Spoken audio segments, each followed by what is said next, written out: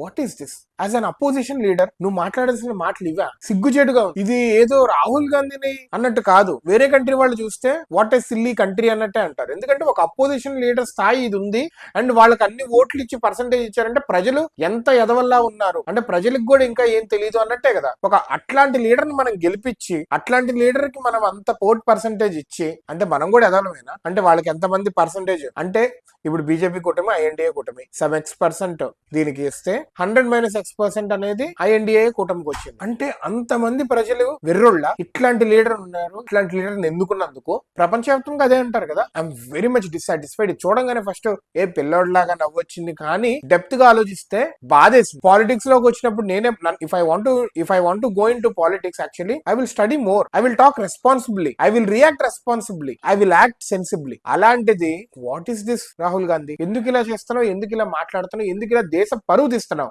I'm very much disappointed. చాలా మంది disappoint అవుతున్నారు. ఈ మాటలు చూసి నవ్వుకుంటున్నారు, సిగ్గుపడుతున్నారు కొద్దిగా బాధ్యత ఉన్న వాళ్ళు, బాధపడుతున్నారు కూడా చాలా మంది యూత్ కూడా. అరే ఏంట్రా బాబు ఇలాంటోడు మనకి అపోజిషన్ లో ఉన్నాడు అని చెప్పి. Very worst.